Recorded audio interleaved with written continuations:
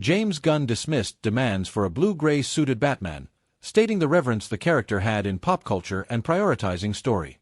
Welcome to Stats In. If you're just joining us, please subscribe and don't forget to turn on notifications bell for more video. Please like, share and subscribe for more.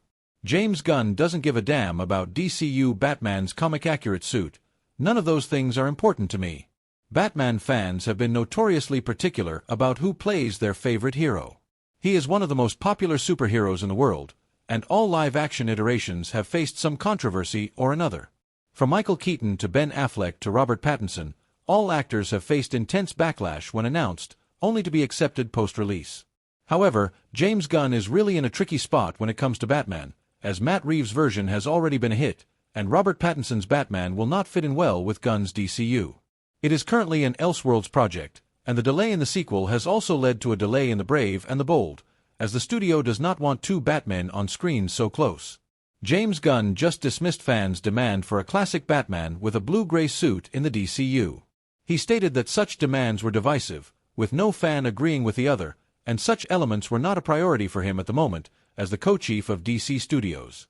While Ben Affleck's suit has been the grayest so far, the blue has not been seen in live action. George Clooney's suit was sort of blue. When asked if he would be bringing in the classic comic book accurate Batsuit, Gunn said in the Two Bears One Cave podcast, "None of those things are what's most important to me. What matters is the character, the story.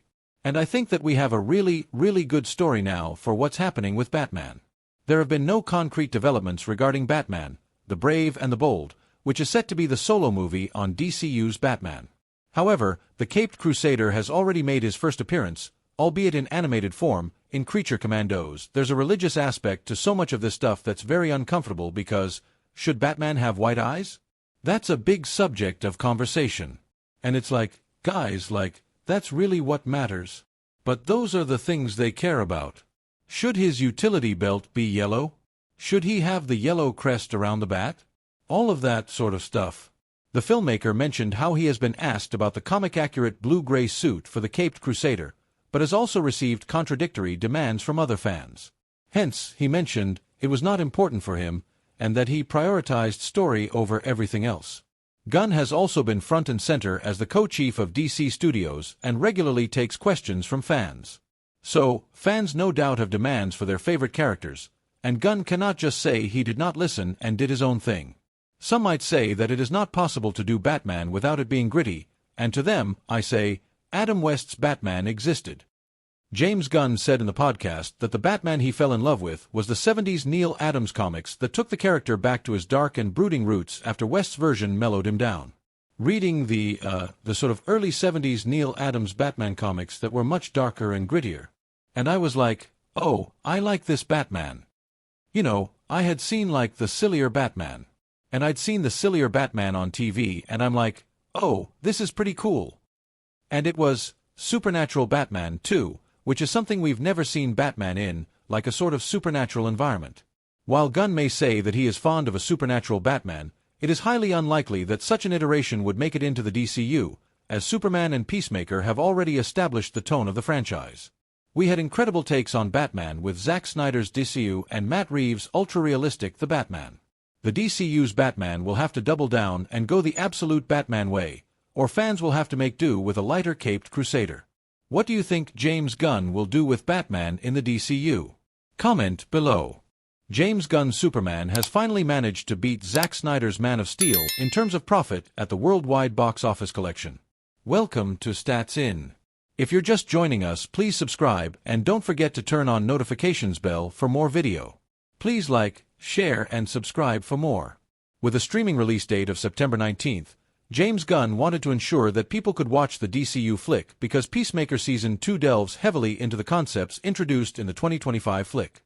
Well, with a recent streaming release, Superman is currently dominating the streaming charts as the film is the most streamed film on HBO Max around the world. James Gunn's Superman has finally managed to beat Zack Snyder's Man of Steel in terms of profit at the worldwide box office collection. Superman box office. James Gunn beats Zack Snyder's Man of Steel in profits after conquering HBO Max. Well, James Gunn's DCU was all set for motion, and Superman was going to be Gunn's tentpole on which the entirety of the cinematic universe would be based. Fortunately for the director, Superman turned out to be a massive success, which was loved and enjoyed by millions of people. The tentpole project turned out to be one of the best iterations of Superman, which eventually kick-started the DCU to be bigger and better. Superman beating Zack Snyder's Man of Steel is proof that the character didn't die with the DCU, and fans actually enjoyed Gunn's humble and humorous take on the character of Kal-El. The tentpole DCU flick has now become a hope for people that Gunn's upcoming DCU movies will follow a similar tone of humor, serious storylines, and unseriousness. Of course, the world will have to wait and watch the future of DCU, but at this moment, it's looking bright. According to Flix Patrol, the movie has been ranking #1 around the world ever since its digital debut on September 19th. Add that to the iconic way James Gunn beat Zack Snyder's Man of Steel, and you have got yourself a symbol of hope for the DCU. What are your thoughts about Superman? Let us know in the comments below. James Gunn's confession about the casting of Superman adds fuel to the fire about the delays that have been happening for his Batman project. Welcome to Stats In. If you're just joining us, please subscribe and don't forget to turn on notifications bell for more video. Please like, share and subscribe for more. Much like Superman, there have been several iterations of Batman as well. From a goofy to a grim detective, Batman has evolved quite a lot throughout the years. Following the departure of Henry Cavill from the DCU, Ben Affleck also called it quits for his role of Batman in the Zack Snyder universe. Cavill was then replaced by David Corenswet, but we still don't have a replacement for Henry Cavill. There were rumors that Brendan Sklenar is in talks to portray the role of Batman in James Gunn's DCU. Considering that Superman was already cast, starred in a 2025 movie, and is now available for streaming, it seems strange that we don't have any news about Batman. James Gunn has done it again.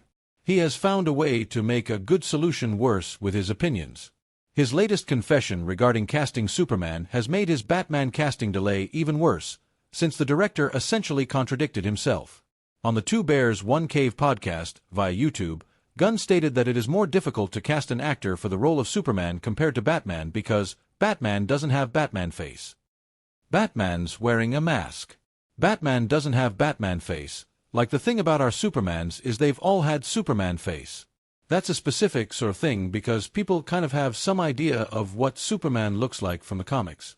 David Corenswet has already been cast as Superman in the DCU, so where's Batman? Sure, there are some contenders and fan casts about who will portray Batman in Gunn's universe, but no official announcements have been made yet. It was in the Two Bears One Cave podcast that James Gunn revealed an update on the state of things for the brave and the bold. The director had probably one of the best updates to share about the upcoming project. None of those things are what's most important to me. What matters is the character, the story. He continued,